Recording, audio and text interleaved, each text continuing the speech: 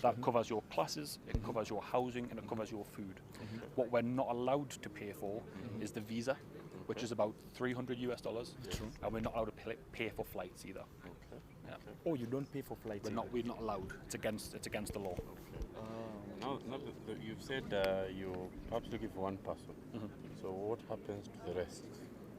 There are around more than 25 thereabouts.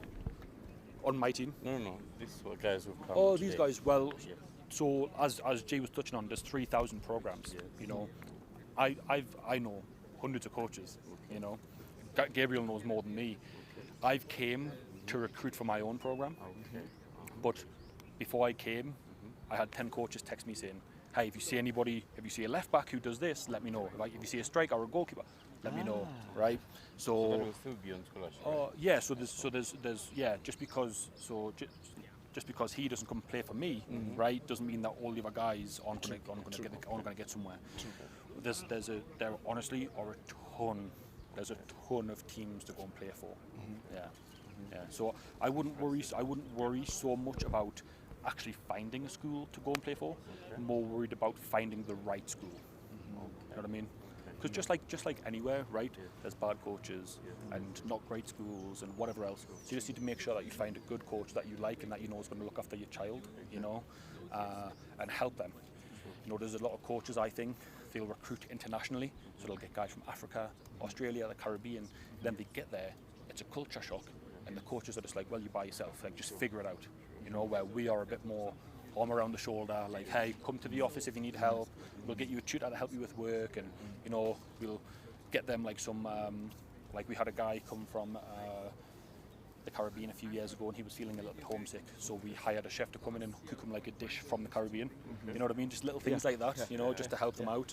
But that's what it's all about, you know, like helping the guys, because essentially we want to see them all graduate with a college degree. We want to have an unbelievable experience, which is exactly what I did. Yeah. And if I may ask, sorry to cut, No, but why Kenya? Maybe have you taken time No, to get to top clubs? Great question.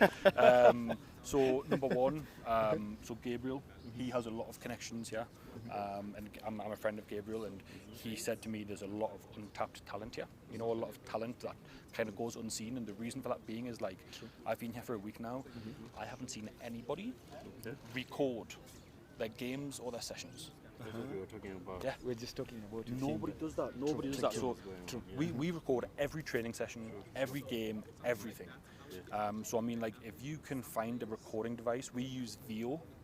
If you can find a recording device that can record training and games, then the guys can make their own highlight clips, right? Just a 5 or 6 minute video of all of their best clips in it. You send that to 100 US coaches, they all come back and they're like, oh, how do I get you? You know? Even it's creating a livelihood to these guys. Exactly. Yeah.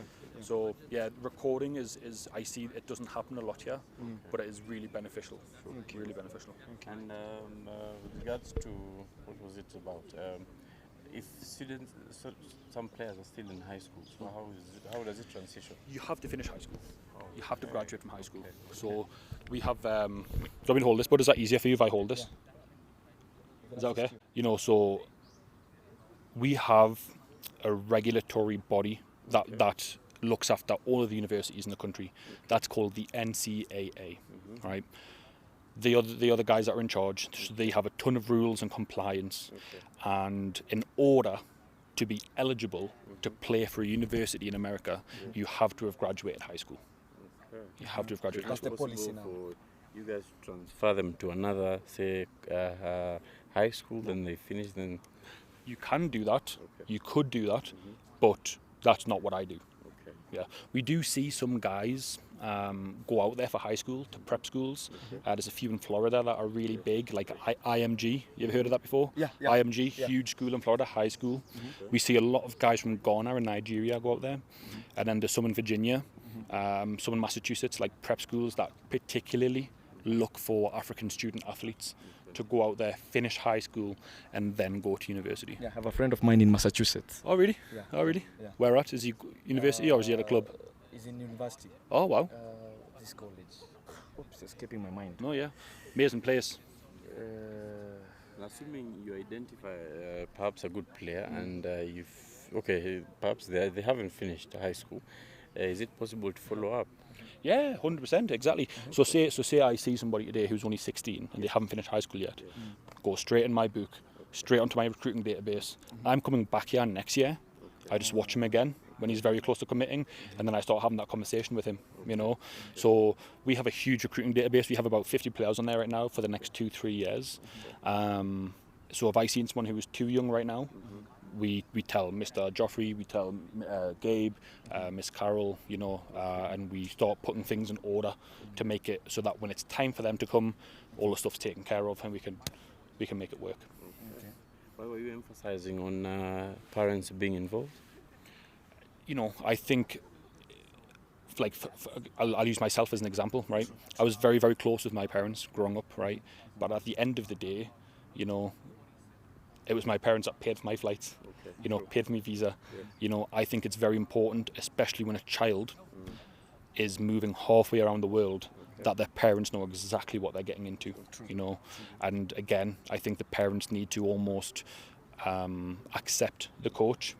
This is the guy that's looking at, because when you go to university, right, you don't get like a teacher or something like that. All you have is yourself and your teammates and your coach, you know.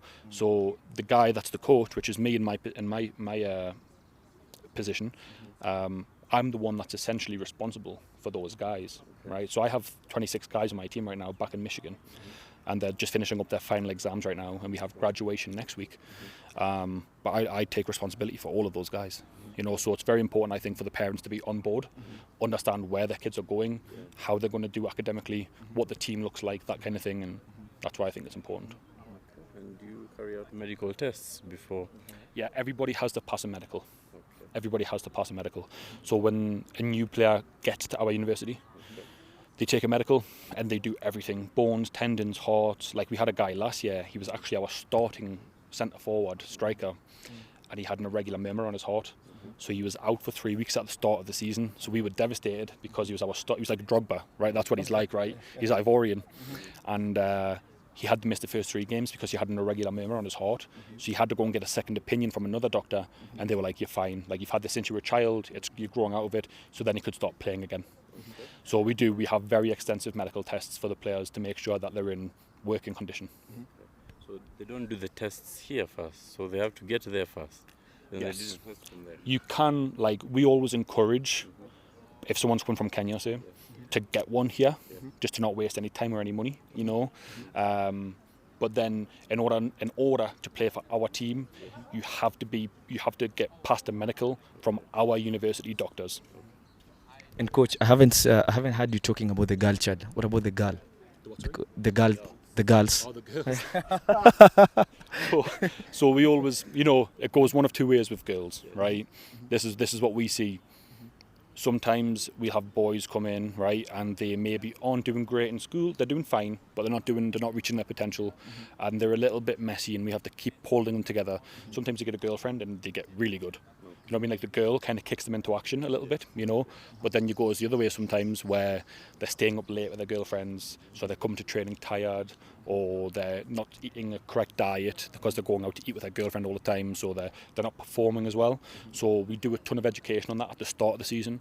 At the start of every season, we have about a 3-hour presentation, and we talk about the culture of the team, expectations, that kind of stuff, and then like the funny stuff like this, right? Like girls, like, hey, having a girlfriend is completely part of the college experience, and you're young men now, you know, but be safe, be smart, right, make the right decisions, that kind of stuff, and make sure that it's a good girl, right, that's going to help you, not make you worse, you know. Okay. Yeah.